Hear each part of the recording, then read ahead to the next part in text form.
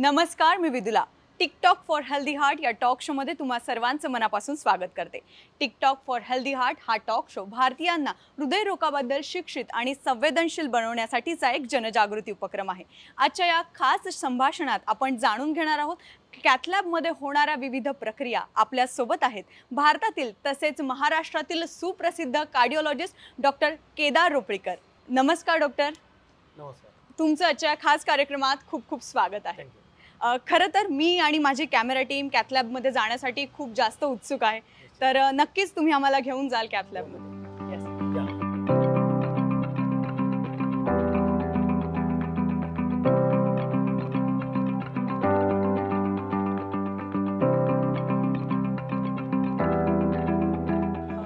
कॅथलॅबमध्ये जाण्यापूर्वी मला जाणून घ्यायला आवडेल की तुम्ही डॉक्टर होण्याची प्रेरणा तुम्हाला कुठून मिळाली, आणि दुसरी गोष्ट तुम्ही कार्डिओलॉजिस्टमध्ये स्पेशलायझेशन करायचं कसं ठरवलं? तर मला दुसऱ्यांचे दुःख हरण करण्यासाठी जे काय ग्रॅटिफिकेशन मिळतं, दुसऱ्यांचे दुःख हरण केल्यावर, त्यामुळे मला खूप सॅटिस्फॅक्शन मिळतं. आणि त्याच्यामुळे मला लहानपणापासूनच हे डॉक्टरच व्हायचं होतं. आणि माझे पेरेंट्स दोघेही कार्डिओलॉजिस्ट असल्यामुळे मला कार्डिओलॉजीमध्ये स्पेशलायझेशन करायची आवड ही पण लहानपणापासूनच आहे. डॉक्टर, आपण पुढे जाऊया, कारण मलाही उत्सुकता आहे आणि माझ्या पूर्ण कॅमेरा टीमला सुद्धा खूप उत्सुकता आहे कॅथलॅब बघण्यासाठी.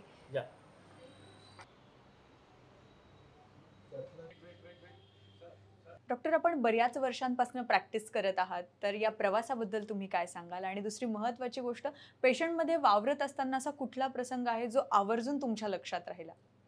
तर आता जवळपास 6 वर्ष झाले मी इथे कार्यरत आहे इंटरव्हेन्शनल कार्डिओलॉजिस्ट म्हणून. आणि सुरुवातीला डॉक्टर सतीश रोपळेकर यांचा मुलगा केदार रोपळेकर म्हणून लोकांना माझ्याकडे यायला थोडं इनिबिशन असायचं. तीच आता गोष्ट उलट झालेली आहे की लोक माझ्याकडे येतात आणि म्हणतात की नाही, आम्ही केदार सरांना दाखवणार आहोत. आणि अविस्मरणीय एखादा अनुभव जर सांगायचा झाला तर असे अनेक अनुभव आहेत की जेव्हा पेशंट बरे होऊन नंतर परत फॉलोअपला ओपीडीत येतात आणि अगदी डोळ्यात पाणी आणून जेव्हा थँक्यू म्हणतात की ते पण भारावलेले असतात, आणि त्यावेळेस मी पण भारावून जातो आणि फार आनंदाची गोष्ट असते. डॉक्टर, यानंतर आपण वळूया कॅथलॅबकडे. निश्चित. डॉक्टर, कॅथलॅबमध्ये होणाऱ्या या प्रक्रियांबद्दल आमच्या प्रेक्षकांना तुम्ही काय सांगाल? निश्चित. तर ही कॅथलॅब आहे आपल्याकडे. मी अभिमानाने सांगू इच्छितो की ही मराठवाड्यातली पहिली ultra low dose radiation Siemens Artis ही प्युअर ही कॅथलॅब आहे. आणि ह्या कॅथलॅबमध्ये आपल्या रक्तवाहिन्यांमध्ये असलेले अडथळे याचं रोगनिदान होतं. तर ह्या प्रक्रियेला आपण अँजिओग्राफी असं म्हणतो. तर आत्ताच आपण एक पेशंटची अँजिओग्राफी आणि त्यानंतर अँजिओप्लास्टी पण केलून त्याला बाहेर शिफ्ट केलेलं आहे. तर इकडे तुम्ही बघू शकतात की ही त्याची हृदयाची रक्तवाहिनी आहे, जिकडे 99% ब्लॉक आहे, आणि अँजिओप्लास्टी झाल्यानंतर ती पूर्ण उघडलेली आहे. तर साधारणतः पेशंटचं प्रिपरेशन वगैरे झाल्यानंतर प्रॉपर कन्सेंट घेऊन पेशंट इकडे झोपलेला असतो, आणि मग पेशंटच्या हाताच्या आर्टरीद्वारे किंवा मांडीच्या आर्टरीद्वारे ही आपण प्रोसिजर करतो. खरंच डॉक्टर, आज आम्ही कॅथलॅबमध्ये आलो आणि इतक्या माहिती आम्हाला जाणून घेता आली. खरंच माझ्यासाठी हा खूप अविस्मरणीय क्षण होता आणि नेहमी माझ्या लक्षात राहील. थँक्यू.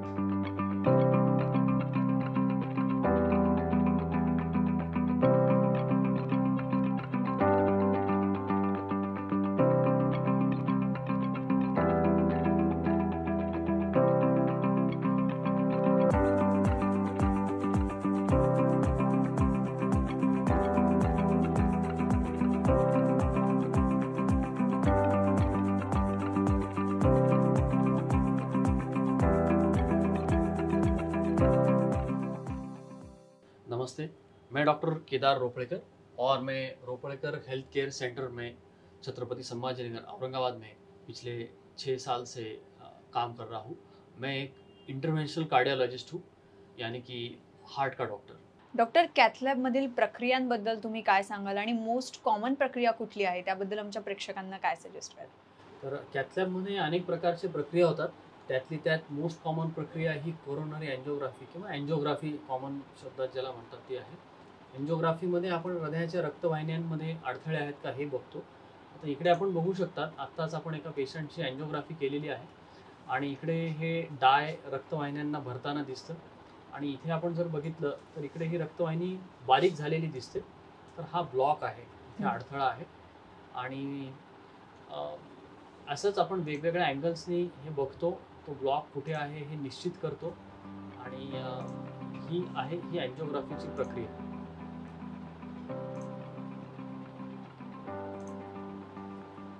असं इथे पण बारीक झालेलं दिसतं आहे.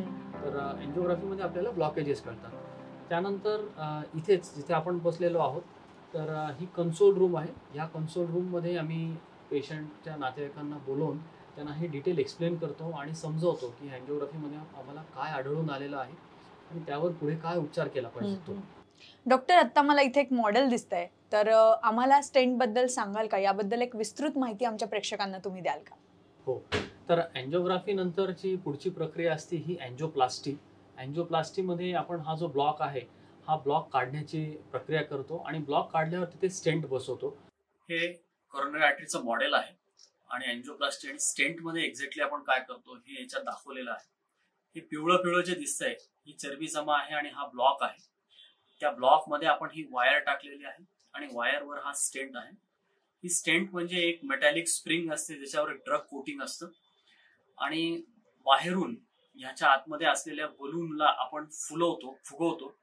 तो बलून फुगल्यावर स्टेंट पण एक्सपांड होतो, त्याची जाळी एक्सपांड होते, मोठी होऊन जाते आणि आतमधला बलून आणि वायर काढून घेतो आणि अल्टिमेटली ब्लॉक हा कमी होऊन जातो, ब्लॉक चालला जातो आणि रक्तवाहिनीमध्ये स्टेंट हा कायमसाठी राहतो. खरं तर याबद्दल सगळ्यांनाच खूप भीती वाटत असते. स्पेसिफिकली आपण म्हणूया पेशंटसाठी खूप जास्त भीतीदायक गोष्ट आहे. पण तुम्ही इतक्या व्यवस्थित पद्धतीने आम्हाला ती आत्ता समजून सांगितली. नक्कीच खूप साऱ्या कन्सेप्ट आमच्या प्रेक्षकांच्या क्लिअर झाल्या असतील. डॉक्टर, आत्ता आपण स्टेंटबद्दल चर्चा केली, पण प्रत्येक रुग्णाला स्टेंटची गरज पडते का? याबद्दल मला जाणून घ्यायचं आहे. आणि त्याचबरोबर एन्जिओप्लास्टी, एन्जिओग्राफी आणि बायपास यामध्ये काय फरक आहे? आणि रुग्णांमध्ये कसं मीथ असतं की एन्जिओग्राफी केल्यावर ती एन्जिओप्लास्टी करणं गरजेचंच असतं, तर याबद्दल तुम्ही काय सांगाल? तर प्रत्येक रुग्णाला ही एन्जिओप्लास्टीची गरज नाही पडत, प्रत्येक रुग्णाला स्टेंटची गरज नाही पडत. ज्या रुग्णामध्ये हे 70-75% वर जेव्हा ब्लॉकेज असतात आणि ते सिग्निफिकंट असतात त्यावेळेसच अँजिओप्लास्टीची गरज पडते. तुम्ही विचारलं की एन्जिओग्राफी, एन्जिओप्लास्टी आणि बायपास ह्याच्यामधला फरक. तर एन्जिओग्राफी ही एक तपासणी आहे, ही टेस्ट आहे. ह्यामध्ये आपण फक्त ब्लॉकेजेस आहेत का नाही हे माहिती करून घेतो. एन्जिओप्लास्टी आणि बायपास हे त्याच्या उपचार पद्धती आहे, म्हणजे ट्रीटमेंट ऑप्शन्स, ट्रीटमेंट मोडॅलिटीज आहे. तर एन्जिओप्लास्टीमध्ये आपण स्टेंट टाकून ब्लॉकेज काढतो आणि बायपासमध्ये जेव्हा अनेक ब्लॉकेज असतात किंवा अशा ठिकाणी जिथे एन्जिओप्लास्टी होऊ शकत नाही त्यावेळेस शरीरामधलेच इतर रक्तवाहिन्या घेऊन त्या ब्लॉकच्या अलीकडे जोडून आणि ब्लॉकच्या पलीकडे जोडून तो ब्लॉक हा बायपास करतात आणि ब्लड फ्लो डायव्हर्ट करतात. ह्याला बायपास सर्जरी किंवा कॉमन टर्म्समध्ये ओपन हार्ट सर्जरी असं म्हणतात. तर अँजिओग्राफी ही एक तपासणी आहे आणि ह्या तपासणीमध्ये रुग्णाला ब्लॉकेज आहे का नाही, नेमका तो ब्लॉकेज कुठे आहे, किती प्रमाणात आहे आणि त्या ब्लॉकेजसाठी काय उपचार केला पाहिजे, जसं की गोळ्या औषधं का एन्जिओप्लास्टी का बायपास, हे आपल्याला निश्चित होतं. Thank you doctor. आपण वळणार आहोत. खरं तर आम्हाला पण हॉस्पिटल बघायची खूप इच्छा आहे, त्यामुळे आपण पुढच्या लॅबमध्ये वळूया.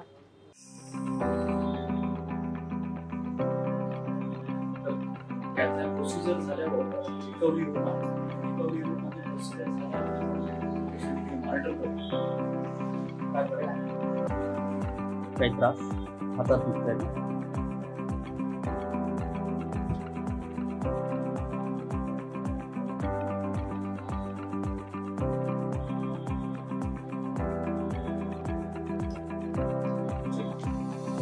डॉक्टर केदार, खरं तर मराठवाड्यातलं सर्वात मोठं हृदयरोगाचं हे हॉस्पिटल आहे, त्यामुळे इथल्या विभागांबद्दल मला जाणून घ्यायला नक्कीच आवडेल. चला तर आपण बघूया. हो या.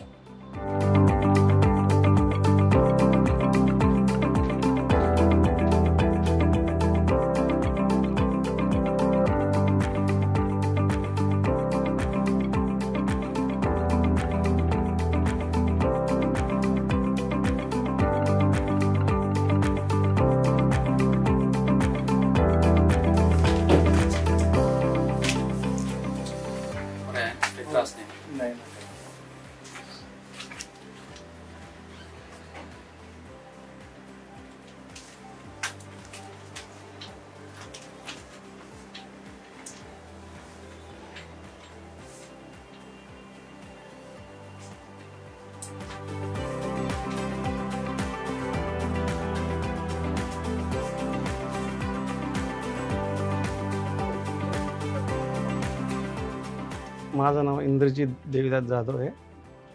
मी रोपेकर हॉस्पिटलमध्ये आलो होतो. माझ्या छातीमध्ये दुखत होतं, म्हणजे मला कळत नव्हतं.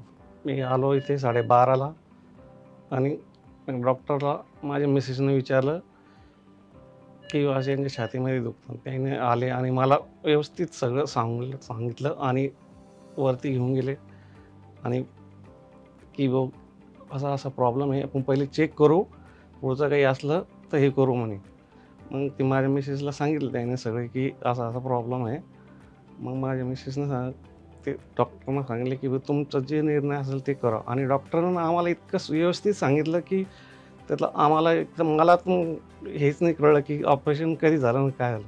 इतकं व्यवस्थित. पण जेव्हा मला भूलचे इंजेक्शन वगैरे त्याने दिलं ना, मला सांगत होते की बघा इंद्रजित, आता तुम्हाला भूलचे इंजेक्शन देतोय मी, काही तुम्हाला फक्त एक असं टोचल्यासारखं होईल, फक्त तुम्ही काही टेन्शन घ्यायचं नाही. त्यामुळे माझं त्याने मला एकदम असं जसं इंजेक्शन देतं तसं हे लावलं आणि त्याने मग मला बोलले पण हां झालं, आता होतं व्यवस्थित होतं. त्याच्यानंतर मग एक 10 ते 15 मिनटामध्ये त्यानं सगळं हे केलं आणि त्यातनं हे झालं. म्हणे आता इंद्रजित झालं म्हणे तुमचं हे ऑपरेशन, काही टेन्शन नका घेऊ. एकदम व्यवस्थित बोलले मला आणि मला एकदम असं खूप चांगलं वाटलं. मला कळलं पण नाही ते कसं झालं. डॉक्टर खूप चांगले आहे आणि बोलण्यात एकदम व्यवस्थित आहे ते. आता बरं वाटतं? हो सर, आता बरोबर. आता काहीच त्रास नाही? आता काही त्रास परत नाही. काही धडधड वगैरे नाही, काहीच नाही. थकवा, अशक्तपणा काहीच नाही. आता मला ते व्यवस्थित वाटतं. चालून बघितलं? चाललो मी आता. मला स्वतः मी चाललो. जेवण वगैरे सगळं व्यवस्थित जातं. हातात काही त्रास आहे इकडे? हातात वगैरे काहीच नाही.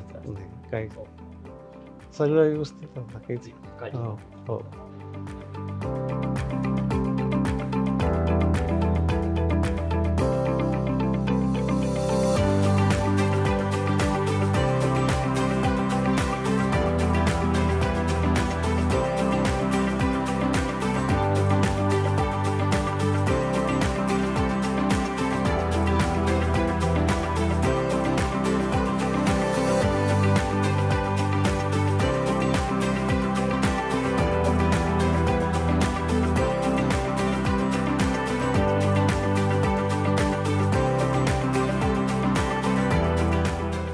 वाटतंय का?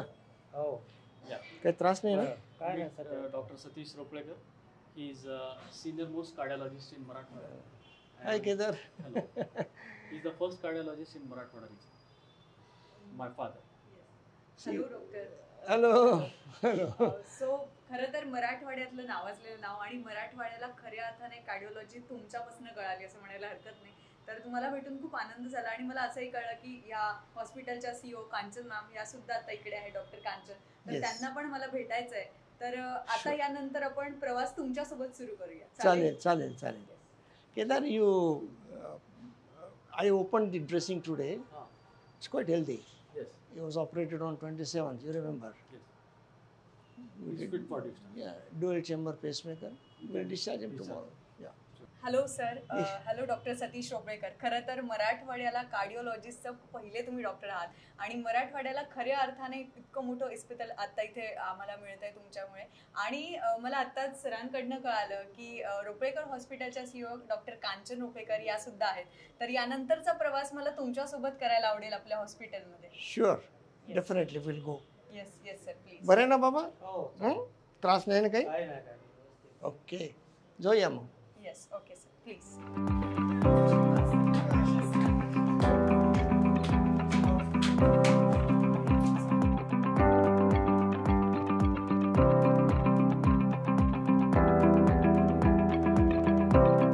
Bidula, this is our casualty, emergency department.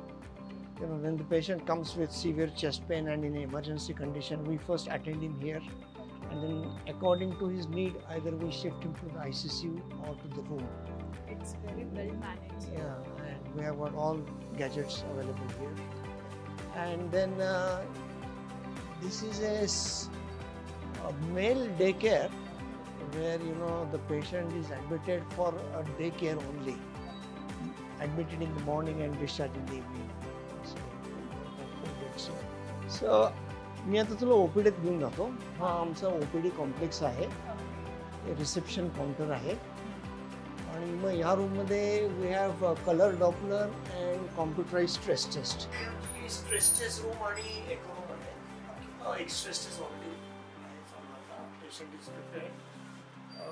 कॉम्प्युटराइज stress test आहे आणि that is our colour Doppler 2D evaluation. सुरू व्हायचे ना टेस्ट सर? तुम्हाला सांगितलं सूचना दिल्या कसं करायचं ते येतील डॉक्टर आणि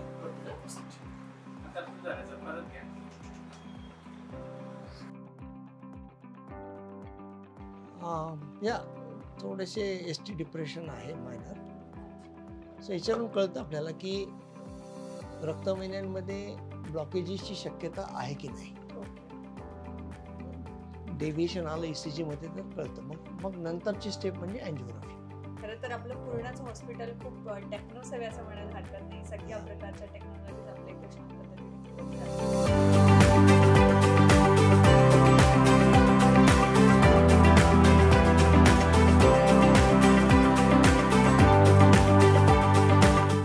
टिकटॉक फॉर हेल्दी हार्ट या टॉक शो मध्ये तुमचं स्वागतच आहे. खरं तर डॉक्टर केदार रोपीकर यांच्यासोबत आम्ही संपूर्ण हॉस्पिटलची छान व्हिजिट घेतली. कॅथलॅब बद्दल आम्ही जाणून घेतलं आणि जाणून घेत असताना आम्हाला पेशंट्स होते तिकडे, त्यांच्याशी संवाद साधता आला. त्याचबरोबर त्यांनी एन्जिओग्राफी, एन्जिओप्लास्टी आणि बायपास मधला खूप छान फरक आम्हाला समजून सांगितला. तर खरं तर मराठवाड्यातील सुप्रसिद्ध असे कार्डिओलॉजिस्ट डॉक्टर सतीश रोपेकर आज आपल्या सोबत आहेत. नमस्कार डॉक्टर. नमस्कार. खरं तर मला तुमच्या जीवन प्रवासाबद्दल जाणून घ्यायला खूप आवडेल, कारण इतक्या वर्षांचा हा एक्सपिरियन्स आहे. त्याबद्दल तुम्ही काय सांगाल? ॲक्च्युली हा प्रवास माझा 1987 पासून सुरू झाला. मी छत्रपती संभाजीनगरच्या गव्हर्नमेंट मेडिकल कॉलेजमध्ये गव्हर्नमेंट सर्व्हिसमध्ये होतो. I was lecture in medicine. पण एक खूप चांगली संधी मला मिळून आली. गव्हर्नमेंटनी सुपर स्पेशलायझेशनच्या काही सीट्स डिक्लेअर केल्या. So I applied for that आणि सुदैवाने मला रजिस्ट्रेशन मिळालं in DM cardiology at JG hospital, grand medical college. So आणि आमचं लग्न होऊन 2च वर्ष झाले होते. But still we took that bold decision, and she was pursuing her MD in medicine that time, and she was caring for Kedar. So, but we took a bold decision, and I went to Bombay, आणि मग तिथे JG हॉस्पिटलमध्ये DM कार्डिओलॉजीचा course मी 2 वर्षात पूर्ण केला. सांगायला मला अभिमान वाटतो की I stood first in Bombay University in 1989. आणि no sooner I passed my DM cardiology from Bombay university, मी निर्णय घेतला की आपण परत संभाजीनगरला जायचं आणि प्रॅक्टिस चालू करायची. So that's how we started our practice in 1990. आणि सुरुवातीला it was only 3 bedded ICCU and 3 general beds. It was in a rented premises. आणि 1994 साली मग आम्ही इथे वीर सावरकर चौकमध्ये इमारत उभी केली आणि तिथे दवाखाना शिफ्ट केला. And again in 2003-2004, we constructed another building on adjoining plot, जिथे मग आम्ही ही कॅथलॅबची सुविधा आणि वेल इक्विप्ड ICCU वगैरे आणली. खरं तर आता तुम्ही जीवन प्रवास सांगितला, पण इतके वर्ष तुम्ही पेशंट सोबत असता, तर अशी कुठली मुवमेंट आहे किंवा असा एखादा क्षण तुम्ही आम्हाला सांगू शकाल की तो आठवणीत तुमच्या राहून गेला? असे अनेक अनुभव आहेत, पण त्यातला एक चांगला अनुभव सांगतो तुला. मला पेसमेकर इम्प्लांटेशन करायला किंवा इंटरव्हेन्शनल प्रोसिजर्स करायला रुबी हॉल क्लिनिक पुण्याला जावं लागायचं, कारण की तेव्हा शहरामध्ये कॅथलॅबची सुविधा नव्हती. आणि कॅथलॅबची सुविधा नसल्यामुळे मला तिथल्या कॅथलॅबमध्ये जाऊन काम करावं लागायचं. आणि जे कंप्लीट हार्ट ब्लॉकचे पेशंट असायचे त्यांचं टेम्पररी पेसमेकर इथे करून मी त्यांना ॲम्ब्युलन्समध्ये स्वतः शिफ्ट करत होतो, घेऊन त्यांच्यासोबत जात होतो आणि तिकडे जाऊन परमनंट पेसमेकर करत होतो. सो एके दिवशी मी एक बोल्ड डिसिजन घेतला आणि एक बोल्ड स्टेप घेतली. Under CR image intensifier I did the first permanent pacemaker in Marathwada. And that was really challenging आणि यशस्वी झालं ते. That was gratifying. खूप आनंद झाला मला तेव्हा की आपण काहीतरी मराठवाड्यासाठी करू शकतो आहे, ह्याचा आनंद झाला. अजून एक उदाहरण म्हणजे वयाच्या 25व्या वर्षी एका तरुणाला हार्ट अटॅक झाला होता आणि त्याच्यात मग त्याची अँजिओप्लास्टी केली आणि तो आजही चांगला आहे, ठणठणीत आहे, रेग्युलर फॉलोअपला आहे तो. असे अनेक अनुभव आहेत, पण त्यातले 1-2 अनुभव सांगावेसे वाटले म्हणून मी सांगितलं. खरं तर या प्रवासात तुम्ही एक उल्लेख आवर्जून केला, तो म्हणजे डॉक्टर कांचन रोपळेकर यांचा. CEO of Ropalekar hospital. खरं तर क्लिनिकल कार्डिओलॉजिस्ट म्हणून त्यांची एक वेगळी ओळख आहे आणि मराठवाड्यात त्यांचं एक स्त्री म्हणून एक वेगळं नाव आहे. मी त्यांचं सुद्धा स्वागत करेन. नमस्कार. खरं तर एज्युकेशन आपलं वेगळं बॅकग्राऊंड आणि आपण कार्डिओलॉजिस्ट म्हणून पुढे काम बघितलं, तर याबद्दल प्रेक्षकांना जाणून घ्यायला नक्कीच आवडेल. तुला एक अंदर की बात सांगायला हरकत नाही. ॲक्च्युली डॉक्टर रोपळेकरांनी मला क्लिनिकल मेडिसिन खूप शिकवलं, ज्याच्यामुळे मला मेडिसिन मिळालं. मी MD मेडिसिन झाली आणि मला पुढे कार्डिओलॉजी करायची खूप इच्छा होती. In fact I was registered for DNB cardiology. I worked for 1 year, पण I could not complete my course because of some family issues. त्याच्यामुळे मग मी ते सोडून दिलं.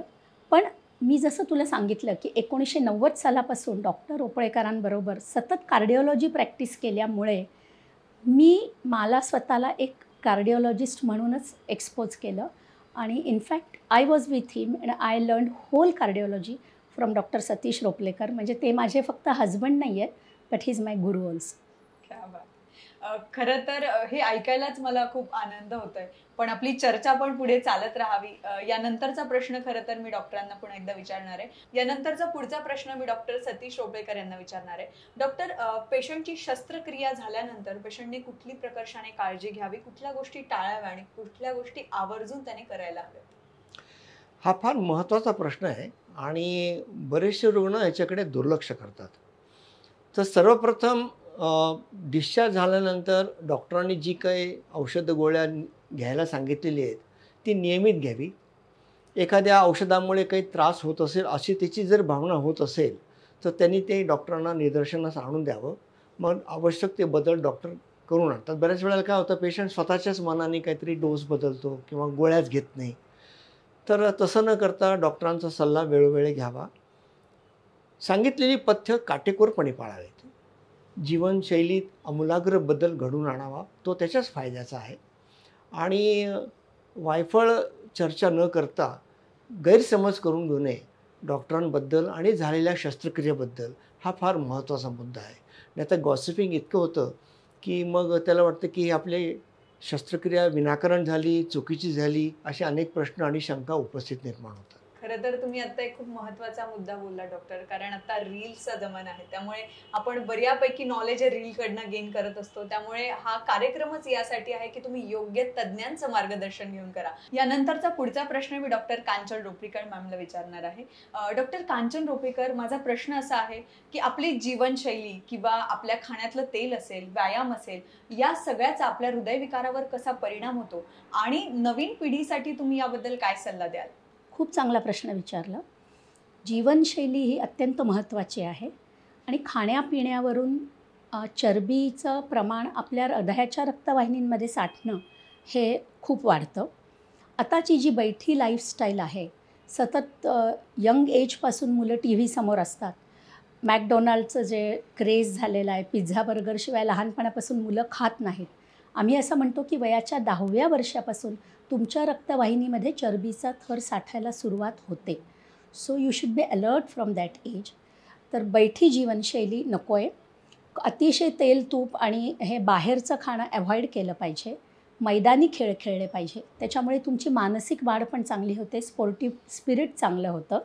आणि जर तुम्हाला काही कारणांनी ब्लड प्रेशर, डायबिटीस किंवा हृदयविकार झालेला असेल तर फॉर सेकंडरी प्रिव्हेन्शन तुम्ही एका व्यक्तीसाठी जीवनामध्ये रोजच्या रोज फक्त 15 ml तेलाचा वापर केला पाहिजे. जास्त स्निग्ध पदार्थ टाळले पाहिजेत. रेड मीट आणि अंड्यातला पिवळा बलक टाळला पाहिजे. तुमच्या डॉक्टरांच्या सल्ल्याने आणि तुमची एन्जिओप्लास्टी किंवा बायपास झाल्यानंतर मे बी तुमची एक ट्रेडमिल करून तुम्ही किती एफर्ट टॉलरन्सला योग्य आहात हे डॉक्टरांच्या सल्ल्याने त्याप्रमाणे मग तुम्ही एक्सरसाइजेस केल्या पाहिजे.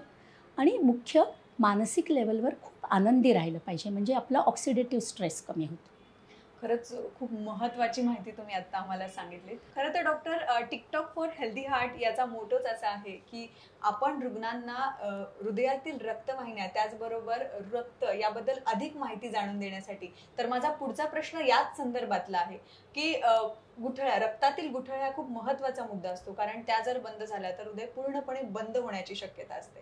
तर शस्त्रक्रियेच्या आधी या गुठळ्या होऊ नये म्हणून तुम्ही काही औषधं देतात का? आणि शस्त्रक्रिया पूर्णपणे पार पडल्यानंतर पण या गुठळ्या होऊ शकतात का? अगर होत असतील तर मग त्याच्यासाठी तुम्ही काय आम्हाला सजेस्ट कराल? हा फार महत्त्वाचा प्रश्न आहे. आणि शस्त्रक्रियेच्या अगोदर पेशंटचं प्रिपरेशन केलं जातं. त्याला लोडिंग डोसेस दिले जातात. त्याला आम्ही अँटीप्लेटलेट एजंट्स म्हणतो. त्याच्यामध्ये क्लोपिडोग्रेल किंवा टिकॅग्रॉलॉल किंवा प्रासुग्रेल अशी पोटंट औषधं आहेत. ॲस्पिरिन तर असतंच. ॲस्पिरिन तर हे जनमानसांना पण माहीत झालेलं आहे. तर ड्युएल अँटीप्लेटलेट म्हणजे 2-2 औषधं ज्याच्यामुळे रक्त पातळ होतं असे मेडिसिन दिले जातात. त्याच्याने पेशंटची मिल्यू प्रिपेअर होतो. आणि एकदा अँजिओप्लास्टी झाल्यानंतर युज्युअली स्टेंट हा रक्तवाहिनीमध्ये असतो, which is a foreign body. तो थ्रॉम्बोज होऊ नये किंवा त्याच्यावर रक्ताची गुठळी जमा होऊ नये किंवा तो ब्लॉक होऊ नये म्हणून वर्षभरासाठी किमान 2 औषधं किमान रक्त पातळ करण्याची द्यावी लागतात. त्यातलं एक ॲस्पिरिन असतं आणि दुसरं टिकॅग्रोलॉल किंवा प्रासुग्रेल किंवा क्लोपिडोग्रेल रुग्णाच्या आवश्यकतेनुसार देतो आम्ही. तसंच रक्तवाहिन्याच्या आतून चरबीचा थर जमा होऊ नये म्हणून स्टॅटिन्स नावाची जी औषधं असतात, रोझोवास्टॅटिन किंवा अटरवास्टॅटिन, ती दिली जातात. त्याच्यामुळे वाईट कोलेस्ट्रॉलचं प्रमाण देखील प्रमाणात राहतं. खूप महत्त्वाची माहिती आणि विस्तृत माहिती तुम्ही दिली. अजून एक महत्त्वाचा प्रश्न एक युवा म्हणून मला विचारावासा वाटतो की हल्लीच्या काळात ताणतणाव असेल किंवा एक्स्ट्रा आपण स्ट्रेस म्हणूया, या सगळ्या गोष्टींचा हृदयविकारावर परिणाम होतो का? आणि त्याचबरोबर मधुमेहाचा याच्याशी काही संलग्न संबंध आहे का? याबद्दल तुम्ही काय सांगाल? येस. सततचा मानसिक ताण हे एक प्रमुख रिस्क फॅक्टर आहे. ॲथेरोस्क्लेरोसिस म्हणजे चरबी जमा होण्यासाठी हे कारणीभूत आहे. अनफॉर्च्युनेटली मानसिक ताण हा क्वांटिफाय केला जाऊ शकत नाही. It is only qualitative. आणि त्या पर्टिक्युलर मानसिक ताणाला ती व्यक्ती कशी सामोरे जाते आणि कशी कोपअप करते त्याच्यावर सगळा खेळ अवलंबून आहे. जसं मधुमेहाच्या बाबतीत वाढलेली साखर किती वर्षभर अनकंट्रोल डायबिटीज राहिलेला आहे किंवा वाढलेला रक्तदाब किती वर्ष अनकंट्रोल राहिलेला आहे त्याच्यावर किती लवकर त्याला हृदयविकार होईल हे डिसाईड होतं. रिस्क फॅक्टर किंवा कारणीभूत कारणं कोणतीही असू द्या, पण हे ॲथेरोस्क्लेरोसिस म्हणजे चरबी जमा होण्याची प्रक्रिया ही वाईट कोलेस्ट्रॉलच्या थ्रूच होते. त्याला आपण LDL कोलेस्ट्रॉल म्हणतो. म्हणून प्रामुख्याने जी 3 महत्त्वाची रिस्क फॅक्टर्स आहेत, उदाहरणार्थ मधुमेह, रक्तदाब आणि रक्तातलं वाढलेलं कोलेस्ट्रॉलचं प्रमाण, या 3 गोष्टी जर एखाद्या व्यक्तीमध्ये असतील किंवा वेगवेगळ्या व्यक्तींमध्ये असतील तर त्या लेवलमध्ये ठेवणं, त्या टार्गेट लेवलमध्ये ठेवणं फार आवश्यक आहे.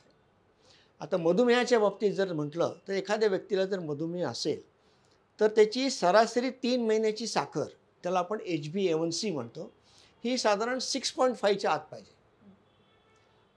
रक्तदाब असेल तर त्याचं blood pressure at any given time less than 140/90 किंवा काही काही रुग्णांमध्ये तर आम्ही म्हणतो की 130-80च्या खालीच पाहिजे. आणि वाढलेलं जे वाईट कोलेस्ट्रॉलचं प्रमाण आहे ज्याच्यामध्ये खूप जास्त रिस्क आहे, व्हेरी हाय रिस्क, अशा व्यक्तींनी त्याचं LDLचं प्रमाण हे 50 mg/% कमी ठेवावं. ज्याच्यात मॉडरेट रिस्क आहे त्यांनी 50 ते 70मध्ये ठेवावं आणि ज्याच्यामध्ये माइल्ड ॲव्हरेज रिस्क आहे त्यांनी 70च्या वर ठेवावं, असं आहे. खरंच खूप उपयुक्त माहिती. व्यायाम करणं फार गरजेचं आहे आणि आपल्या हृदयाची काळजी आपणच घेणं गरजेचं आहे. डॉक्टर, जाता जाता तुम्ही आमच्या प्रेक्षकांना काय सल्ला द्याल जेणेकरून ते त्यांचं स्वस्थ निरोगी आयुष्य जगू शकतील? आयुष्यात होलिस्टिक अप्रोच ठेवावा. 3 गोष्टी अवॉइड कराव्यात: अँगर, ग्रीड आणि हॉस्टिलिटी. आणि the diet should be balanced, homely cooked food आणि आनंदी राहावं.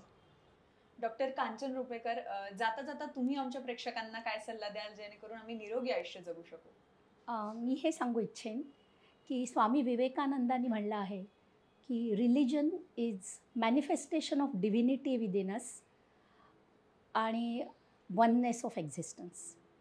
तर ही जर गोष्ट आपण आपल्याला जाणवली आणि आपण ही ट्रूथफुली आपण ॲक्सेप्ट केली तर नॅचरली आपला राग, द्वेष आणि क्रोध हा कंट्रोलमध्ये राहील आणि आपण समान भावना सगळ्यांबद्दल आपल्या मनामध्ये येईल, ज्याच्यामुळे नॅचरलीच तुमचा स्ट्रेस, ऑक्सिडेटिव्ह स्ट्रेस हे सगळंच कमी होईल आणि सगळ्याच प्रकारच्या, फक्त हृदयविकारच नाही, स्ट्रोक आणि बाकीच्या पण रक्तवाहिन्यांपासून होणाऱ्या सगळ्या प्रकारच्या आजारांमध्ये तुम्हाला आराम मिळू शकतो.